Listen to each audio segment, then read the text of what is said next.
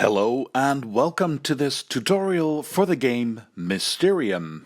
I bought this game because I enjoyed playing it, but also because in my opinion it looks beautiful. And here's how you play it. This is a cooperative game where every single person is working together to win the game. But only one player will be the ghost, and the rest of the players are mediums who will try to work out the clues that they receive from the ghost. You play the game in two parts. Part 1. Every single player has to have solved their own designated murder story. Who is the murderer? What is the scene of the crime? And what is the murder weapon? If every player has worked out their own story in 7 rounds, then you can go to the next part of the game, the grand finale. If at least one player did not manage to solve their own mystery in 7 rounds, everyone loses the game. But if you do, then it's part 2. Now every player who is a medium has one particular murder story, and now they all have to guess which one of these stories is the one that belongs to the ghost. If they guess correctly, everybody wins. If they don't, everyone loses the game. So, again, first you have 7 rounds to solve the stories on the table, and if you succeed, you have to guess which of the stories is the one that is linked to the ghost that is giving clues to the other players. Let's start at the beginning. The first thing you do each round is move the clock 1 hour ahead. So now we're in round 2. The player who is the ghost is hidden behind this screen that shows all the answers and has 7 big blue cards that show these strange images.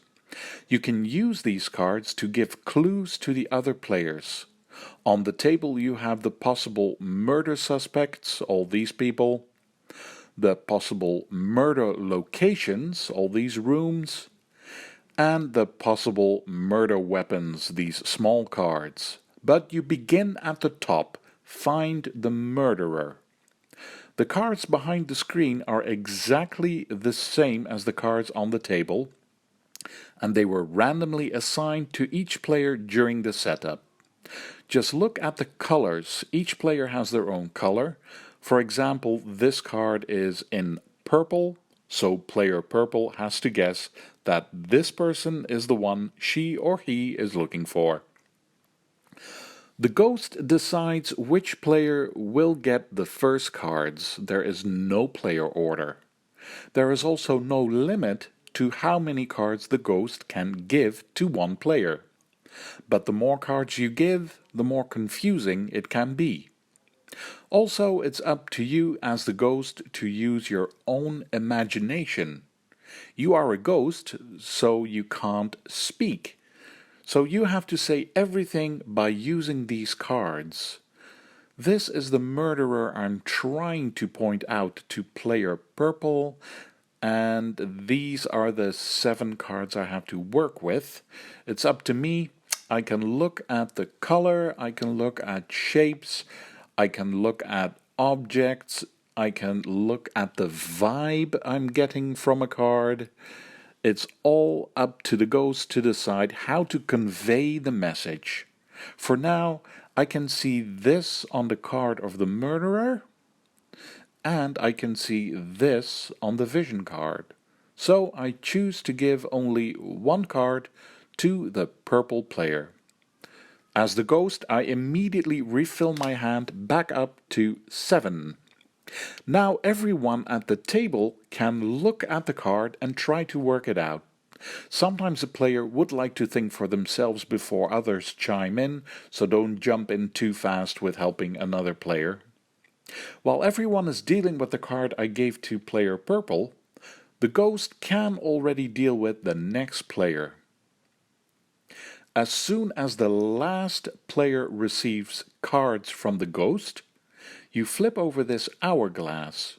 Before the time is up, every player must make a decision on which card to pick by placing their own player token on top of a card. It is allowed for more players to pick the same card. You can also choose to not use the timer and let everyone think as long as they like. But at some point, all the players must make a choice and pick a card.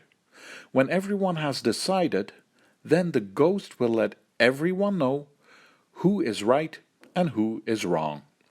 If you picked the wrong card, you have to go back and try again next round. If you pick the right card, you can move to the next level. You take the card that belongs to you and put it in your envelope. When every player has been told if they're right or wrong, you go on to the next round. Move the clock forward by 1 hour. If you're at the next level, you have to pick the right card for the murder location. If you get it, put the card in your envelope and move on to the last level, guessing the right murder weapon. If you get it right, put the card in your envelope. You are now done, and you have to wait for the other players to also reach the end. You have 7 rounds to all reach the end, or you lose.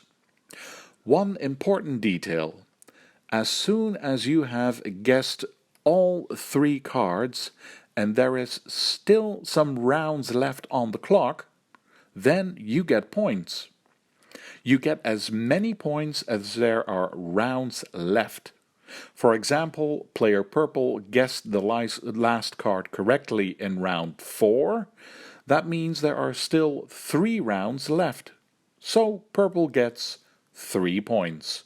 Move the purple arrow forward 3 spaces on the scoring track.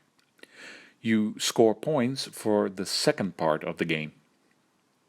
Before I explain how the big finale goes, I have 2 important details to explain.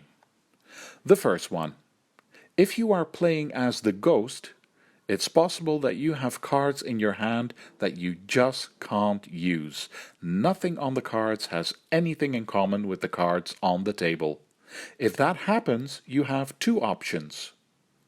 The first thing you could do is give all your cards to one player. That person will have nothing to work with this round, but at least you got rid of the cards and get to take 7 new ones. Your second option is to use one of your crow tokens. During the setup, you decide how many crows you are allowed to use. If you spend a crow token, then you can discard a number of cards and take the same number of new cards from the deck. That's what the crow tokens are for. And the last detail before I explain the second part of the game. If you are playing with more than 3 players, each player who is a medium will have these tokens in their own player color.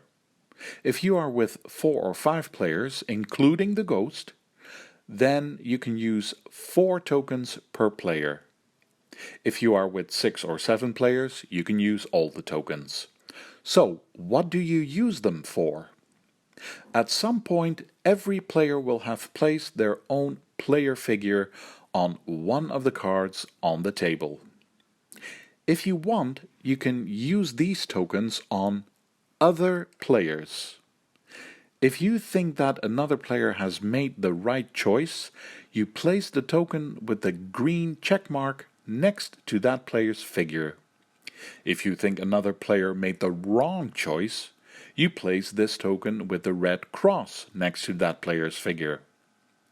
If it turns out your guess was right, then you get 1 point on the scoring track.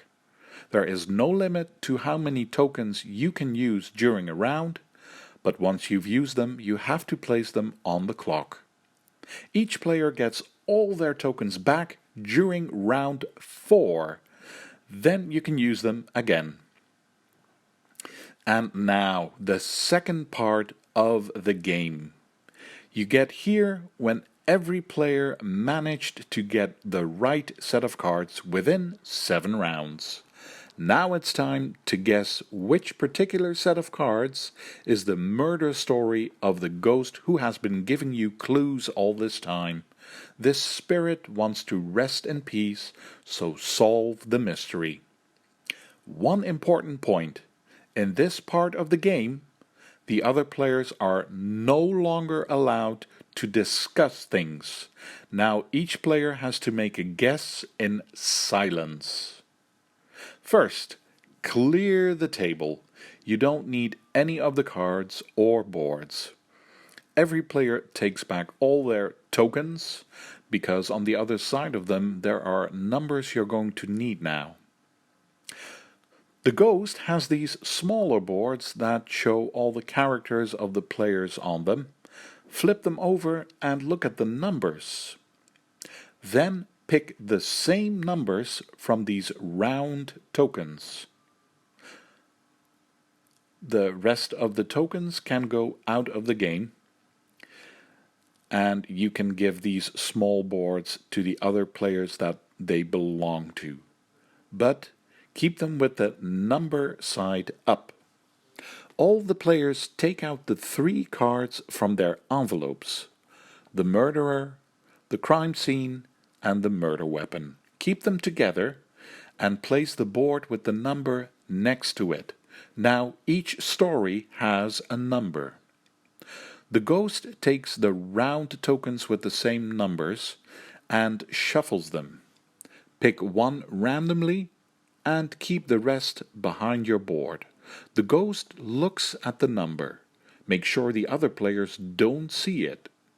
Then place that token on the scoring board. Guessing this number is now the object of the game. This is how you win. And this is also where the scoring board comes into place. The ghost now knows which story is the main one. So the ghost has to pick 3 vision cards. 1 card to represent the murderer, 1 card to represent the crime scene, and 1 card to represent the weapon.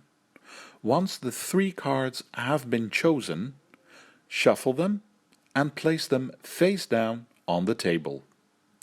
The scoreboard shows an icon for 1 card, 2 cards, and 3 cards.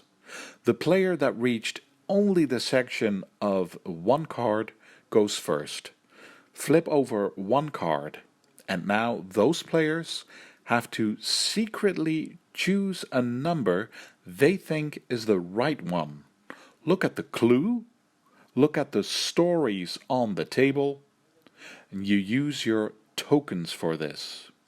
When you've made your choice, put the token into your envelope, and now it's up to the players that scored enough points to get into section for 2 cards. You flip over a second card, so now there are 2 clues open on the table.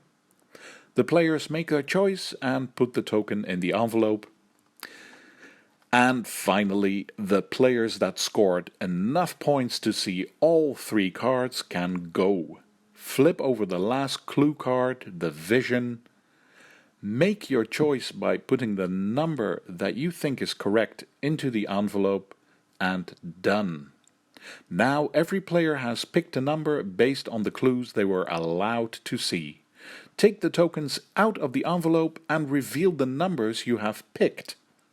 The number that was picked the most is the winning number. And then you flip over the round token on the scoring board. That most players pick this number, then everybody wins. That most players pick a different number, then everybody loses. Either way, this is how you play Mysterium. First find the right murder stories, and then find the most important murder story. I hope you feel like you're ready to give this a first try and that you'll enjoy it. Thank you for watching this tutorial. Feel free to leave a comment and see you for the next one.